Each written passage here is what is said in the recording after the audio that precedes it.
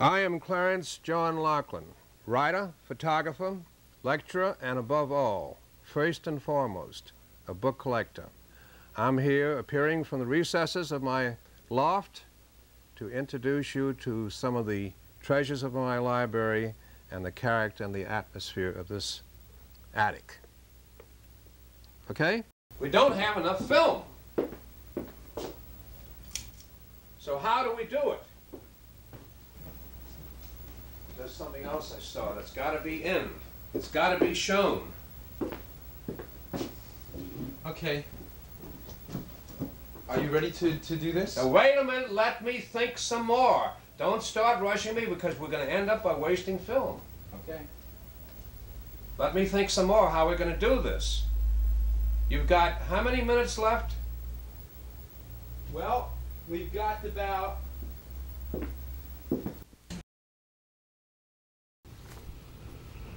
Now, while we're at it, before he turns the thing on... It's on now, by the way. Oh, Jesus Christ.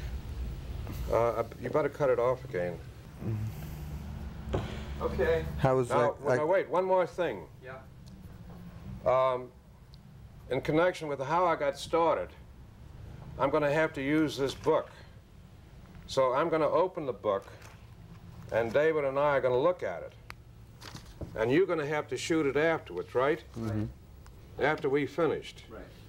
Okay, let's put the book over here so I won't have to squirm around to get at it. And, boy, those lights really bother me.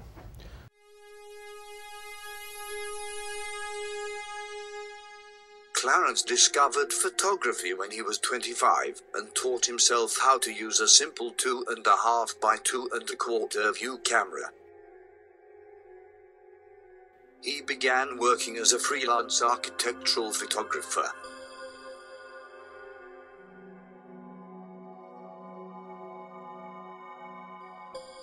He then moved on to be employed by such varied agencies as Vogue magazine and the US government. After a conflict with then editor Edward Steichen, he eventually split from Vogue. Thereafter, he worked almost exclusively on personal projects, utilizing a wide range of photographic styles and techniques, from straightforward geometric abstractions of architectural features to elaborately staged allegories utilizing models, costumes, and props.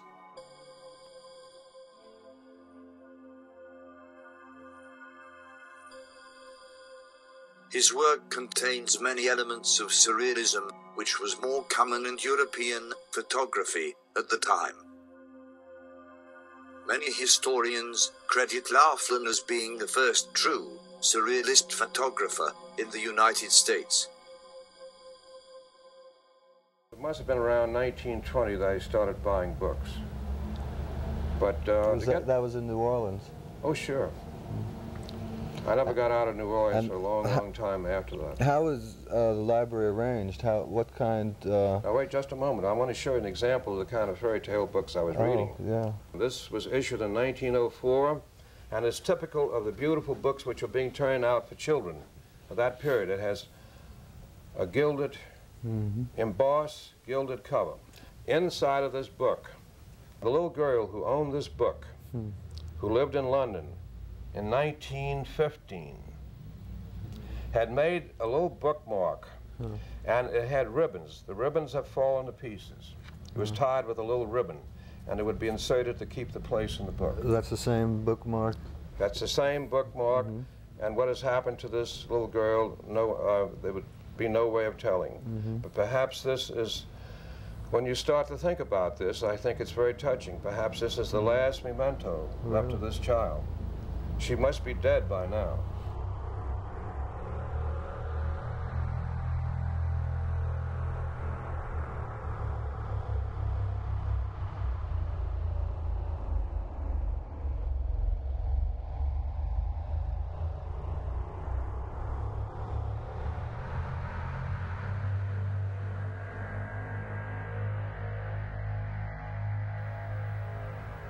Without these books, my photography would be nothing like it is. It might not even be worth looking at.